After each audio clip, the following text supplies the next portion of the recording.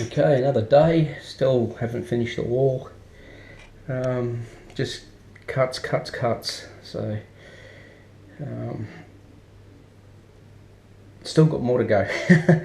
Still got to cut all the ones for the recess in there. I've only got two that sit above. That one shorter one sits above that taller one, and then I've got to do all the sides, and then I've got to do this left-hand side as well. Got to cut up around that storage area. I've got to cut a small piece for down here. That one's ready to go in, but I've got to cut a small bit for the bottom there. I've got to cut a piece the same shape as this for this side here. So this is only temporarily there to give me a bit of an idea. So we'll cut one out for that. It's going to be a bit of an obscure shape, this one on the corner, but that's just the way the bond works. So we're getting there. So by, I don't know, tomorrow lunchtime, should I say. First I've got to do a beer run in the morning because nothing gets done without a beer, cold beer in the fridge. So I've got, what have I got there? I've got I've got 3 to put in. I've got this one which is already pre-cut, so I don't have to worry about cutting that. I've got to cut the bottom one there, for which I have a piece on the windowsill over there. I've got to cut this corner one out, and then I can make the cuts to go along the bottom of the side of the bath here, because it works a full tile, but the full tile comes to about here. So I've got cuts like I've got along the base there. So I've got to put cuts in along the bottom, cuts in along there, and as you can see where the red line is, a cut in along there. So that's all cuts again, but that's easy. They're all straight, and I can just do them on the tile cutter. No piss farting around. This one, however, that's all angle grinder, pretty much, except for the straight cut along there. Everything else is with an angle grinder.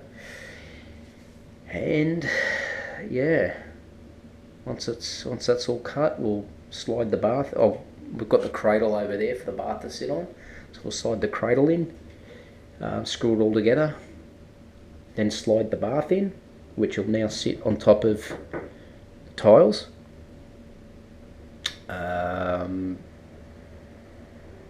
I've sort of got to come in on an angle like that and then across, because if you try and feed it in through here, what happens is the bottom of the bath here hits on this edge, so you have to slide in from this way.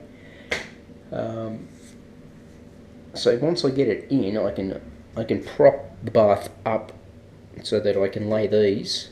I can prop it up as high as I want. I can go as high as the tap, and then I can finish screwing this frame in. I can put cement sheeting on there, and then I can just tile that, and then it'll be done. And then, yeah, walls are done.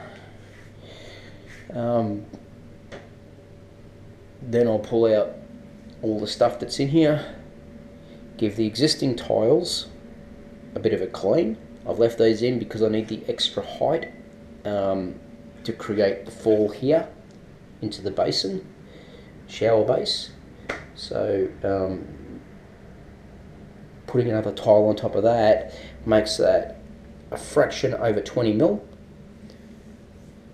and it doesn't interfere with the door at all, because the floating timber floor in the kitchen is just slightly higher. So that piece of trim there on the threshold is sort of leaning down into this room, so by the time I put a tile under there, it'll actually level it all out, and it should be alright. Even if there's just a minor step up, it's not really too much of a hassle. It's not going to be a trip hazard, so that's alright. And it'll be the same thing leading into the toilet. So yeah, I'll make sure I finish that off really nice right underneath the door so you can't see any joins when the door's closed. Yeah, clean up everything, get all these little blobs of tile cement off everything. So I've got nice clean surface. The tiles that are going on the existing tiles, they go down with a glue, but the tiles that go into the shower base area will be done with the same cement that I've done the wall tiles with, simply because I need to build it up and slope it down. So yeah, we're slowly getting there. So I've given everything a wipe down so far, just to get a bit of an idea of, what it's going to look like. Make sure that my lines are straight within reason. Had a little bit of a dilemma here. All day this tile's been in there, and for some reason I didn't notice it. I'd left it as a full tile, so it was up here somewhere. And just as I was cleaning up, I looked at it and I thought, hang on, that's not the same height as that side. And I had my other tile cut out to go in here, and I'm thinking, nah, something's not right. And I realised that I left this too long, but it's been stuck on there half a day, and I could pull it off, but I tried to cut it on the wall, and not one of the straightest cuts I've made. But I'll make a decision on that one in the morning, whether I pull that one out and do it again, or whether that's actually savable. I've got a little bit of a low here. I've put a little bit of cement in here just to bring the low up. It may get hidden once it's grouted. But then again, if you're at the grouting process and you grout it and it looks shit, you really don't want to be pulling tiles off the wall during the grouting process. So I've got to think really hard about this one tonight. What else? Oh, ballsed up here too. What I've got to do with these trims, for some unknown reason, the tile's too thick to slide into the rebate. Inside here, there's just a little lip with a 1 or 2 mil return. So what you've got to do is you've actually got to grind. If you're going to put something in here, you've actually got to grind the back of the tile down the width of the trim. It's ridiculous.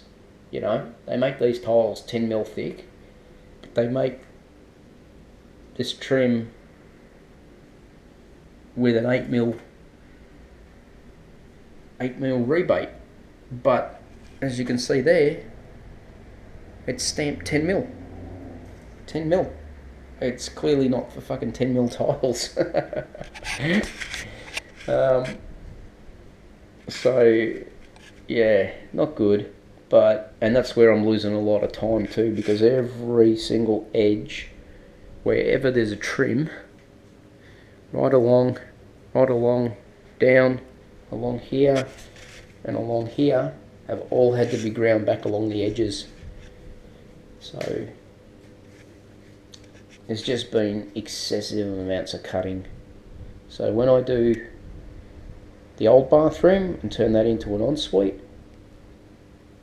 I'm going to take a different approach to it, do it a different way.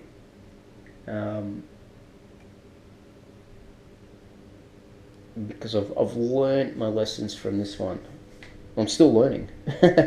So, but at least when it comes time to do the other one, I shouldn't have as many dramas. There won't be a bath in there for a start.